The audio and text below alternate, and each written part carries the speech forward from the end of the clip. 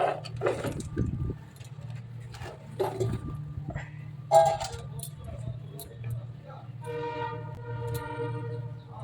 Friends, cooks with বিজয় চ্যানেলে আপনাদের স্বাগত জানাই। আজকে আমি নিয়ে এসেছি আমের রেসিপি। আমের আচার বানাবো, গুড় আম। এই আমগুলো ঝড় বৃষ্টিতে কালকে পড়েছে, প্রচণ্ড ঝড় বৃষ্টিতে।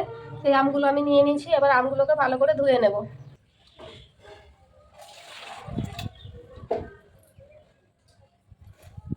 আমগুলোকে খুব ভালো করে ধুয়ে নেব।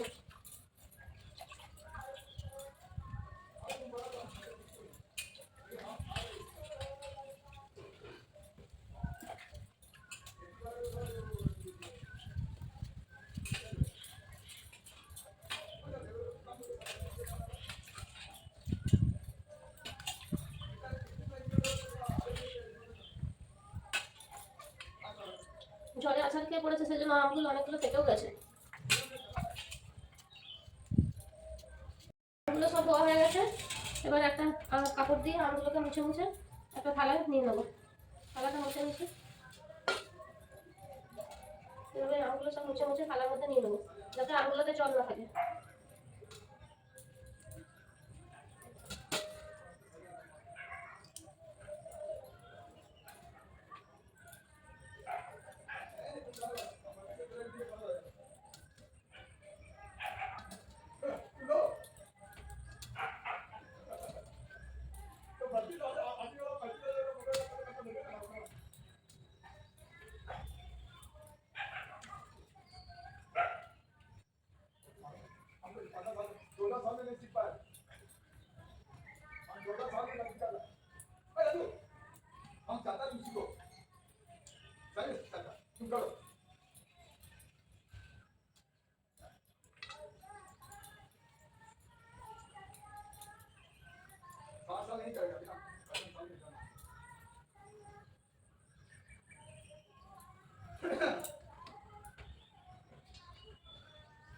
হ্যালো ফ্রেন্ডস, কুকস উইথ বিজয় চ্যানেলে আপনাদের স্বাগত জানাই।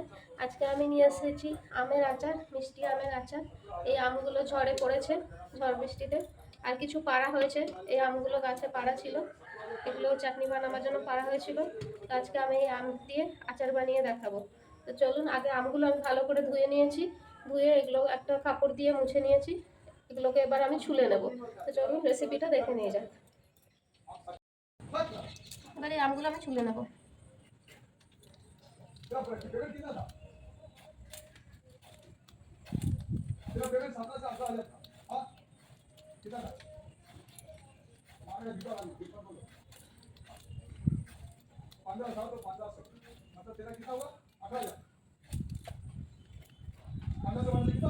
এবার এগুলোকে কেটে নেব।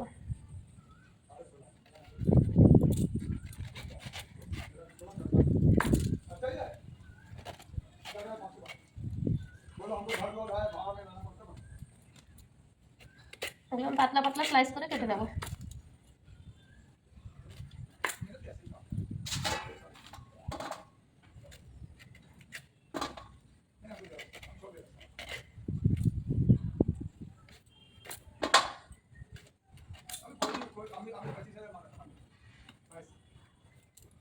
আমের আটিগুলো অনেক শক্ত হয়ে গেছে।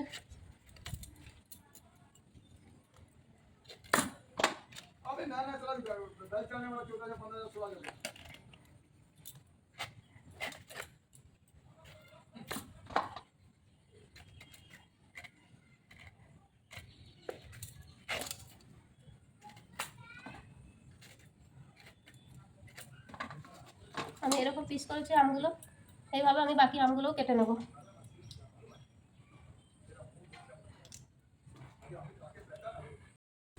আমার এই আমগুলো সব কাটা হয়ে গেছে। ঝড়ে পড়া আমগুলো আমি দিলাম না, এগুলো একটু ফেটে ফেটে গেছে। এগুলো আমের আচার বানালে এগুলো দিয়ে আচারটা খারাপ হয়ে যেতে পারে, সেজন্য এগুলো দিলাম না। এগুলো ওই গাছে পেরেছিল 5-6টা আম, সেগুলোই আমি দিলাম। এই আমগুলো আমি এভাবে টুকরো করে কেটে নিয়েছি। এবার এই আমগুলো আমি আচার বানিয়ে নেব। গুড় আম বানানোর জন্য প্রথমে আমি কয়েকটা গোটা মশলা নিয়েছি। এখানে নিয়েছি গোটা জিরে, গোটা ধনে, মেথি, শুকনো লঙ্কা, পানমৌরি আর গোলমরিচ। এগুলো আমি শুকনো কড়াইতে ভেজে নিয়ে হালকা হালকা হালকা একটু টেলে নেবো। টেলে নিয়ে তারপর গুঁড়ো করে নেব। গ্যাসটা জ্বালিয়ে নিয়ে কড়াইটা বসিয়ে দিলাম। এবার এই শুকনো মশলাগুলো কড়াইতে দিয়ে দেবো। এগুলো একটু ড্রাই রোস্ট করে নেব।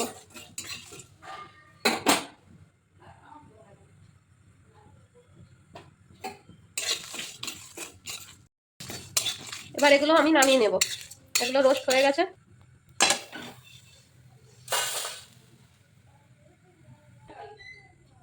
এবার এগুলো আমি গুঁড়ো করে নেব। এবার এই কড়াইতে আমি তেল দিয়ে দেব।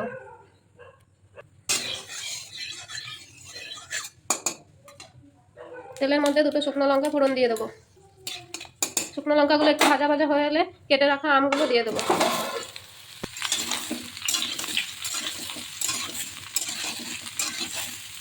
এবার এর মধ্যে 2 চামচ নুন দিয়ে দেবো।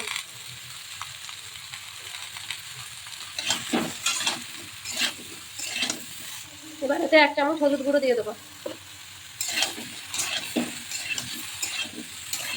নুন হলুদটা খুব ভালো করে নেড়ে নেড়ে মিক্স করে নেবো।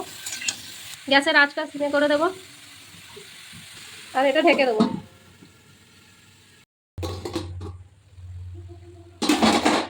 ঢাকা খুলে নিয়েছি, আমগুলো একদম সফট হয়ে গেছে। এবার এর মধ্যে গুড় দিয়ে দেবো। এখানে আমি আখি গুড় নিয়েছি, গুড়গুলোকে আমি ভেঙে দেবো।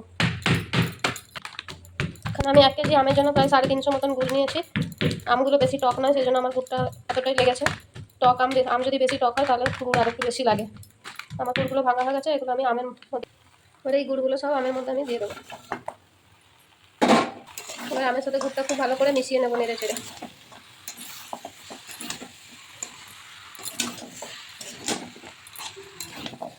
এই আমে কিন্তু আমি কোনো রকম কোনো জল দিইনি। আমগুলো নুন হলুদ দিয়ে আর সিমে করে গ্যাস একটু ঢেকে রেখে দিয়েছিলাম, ভাবেই আমগুলো সিদ্ধ হয়ে গেছে। আমের জলেই সিদ্ধ হয়ে গেছে। এইভাবে মিষ্টি আম বানালে প্রায় 3 মাস পর্যন্ত রেখে খেতে পারবেন। এইভাবে গ্যাসের আঁচ সিমে করে করে নেড়ে নেড়ে আচারটা বানাতে হবে। আবার আমি ঢেকে দেবো, গুড়গুলো যাতে গলে যায় ততক্ষণ ঢেকে রাখবো।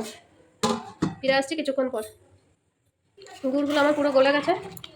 এবারে ভালো করে নেড়ে নেড়ে গুড়টা শুকিয়ে নিতে হবে। এখন আর ঢাকা দেওয়ার কোনো প্রয়োজন নেই। এখন গ্যাসের ফ্লেমটা বাড়িয়ে দিয়ে একটু ভালো করে নেড়ে নিতে হবে। এখন সিমে আঁচটা আমার সিমে করা ছিল, তার থেকে মিডিয়াম ফ্লেমে করবো, করে নিয়ে এবার এটাকে নেড়ে নেড়ে ভালো করে গুড়টা যেন আঠা আঠা হয়ে যায়, আমটা একটু পাক ধরে যায়, সেরকম পর্যায়ে নিয়ে আসতে হবে। ততক্ষণে আমি এই রোস্ট করে রাখা মশলাগুলো গুঁড়ো করে নেবো। আমি এই মশলাগুলো শিলনোড়াতে গুঁড়ো করে নেবো। এখান থেকে অল্প অল্প করে শিলনোড়ায় দেবো, দিয়ে গুঁড়ো করে নেবো। এইদিকে আমটাকে মাঝে মাঝে নেড়ে নিতে হবে।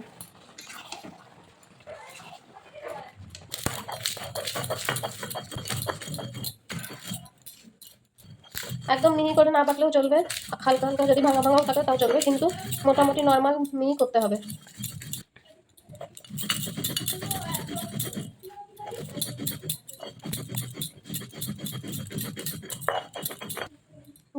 এই যে আমি এই ধরনের মিহি করে বেটে নিচ্ছি। এভাবে সমস্ত মশলাগুলো বেটে নেব। মশলাটা আমার বাটা হয়ে গেছে, এবার এটা আমি নামিয়ে নেব।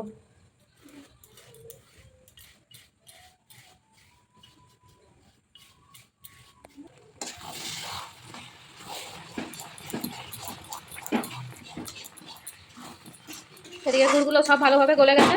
এবার মশলাটা আমি এর মধ্যে উপর থেকে দিয়ে দেবো। এই মশলাটা আমি পুরো দেবো না, এখান থেকে আমি চামচে করে নিয়ে নেব।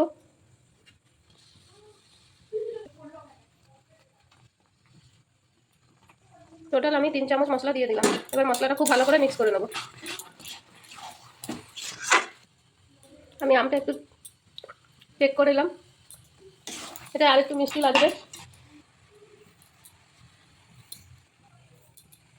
আমি আরও 3 চামচ চিনি দিয়ে দিলাম, দিয়ে এবার চিনিটা যতক্ষণ না গলে যাচ্ছে ততক্ষণ নেড়ে নেবো।